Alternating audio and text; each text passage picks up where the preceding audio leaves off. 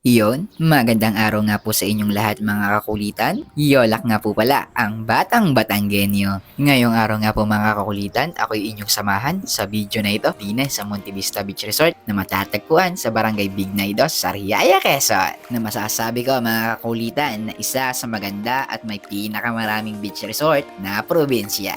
Kaya wag na natin patagalin mga kakulitan at ating pasukin, tingnan at alamin ang tinatagong ganda na ipinagmamalaki ng Monte Vista.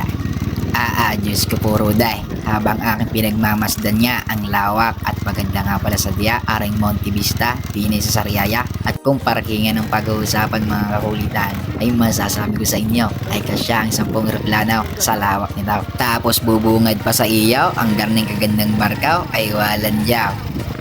Doon nga kami makababa sa aming sinasakyan tricycle ay agad na nga kami pumasok. Sa sitwasyon nga pong are, kasama ko po ang aming lulokado na nagtuturo sa akin ng mga teknik kung paano nga ba magpaibig ng isang magandang dilag na babae. Sa pagpasok nga namin din sa loob mga kakaulitan ay talagang bubungan agad ang napakagandang mga cottage dito at samahan pa ng maaliwalas at mapresyong kapaligiran na nagmumula sa ating puong may kapal na talaga namang marerelax ka. Maya-maya pa ay amin yan nakasalubong ang isa naming pinsan na anak ni na Kuya Jewel at Ate Alina. Pinsan ay bahaginan mo ko kahit kaunti ng iyong gandang lalaki.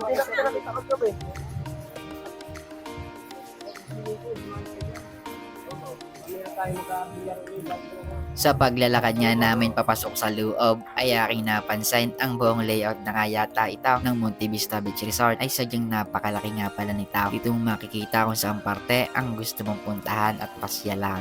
Maya-maya pa na kami makapasok sa loob ay di niya ako nagpunta sa tabing dagat at aking nakita ang mga magigiting na lifeguard. Shoutout po sa inyo. Sa padaling ang aray tayo naglaad-laad-laang sa tabing dagat at ating ang tinignan ang mga magagandang cottage dito. Maya-maya pa din niya ay akin namang niyakag ang aking utol pinsan. Sabi ka ay utol, hindi lang pala paglalangoy ang pwede mong gawin dito. Pwede ka rin pala ditong magpagulong-gulong, magtatambleng at kung ano pa ang iyong gusto. Sa aming paglalakad niya ay aming nakita sina Kuya Jewel at Ate Alina. Muli po ay binabati ko po kayo ng happy 20th anniversary po sa inyong ate kuya. Nawa po kayo ay bigyan pa ng mga biyaya na nagmumula sa ating puong may kapal. At salamat po muli sa inyo dahil kung hindi po dahil sa inyo ay wala po kami dito.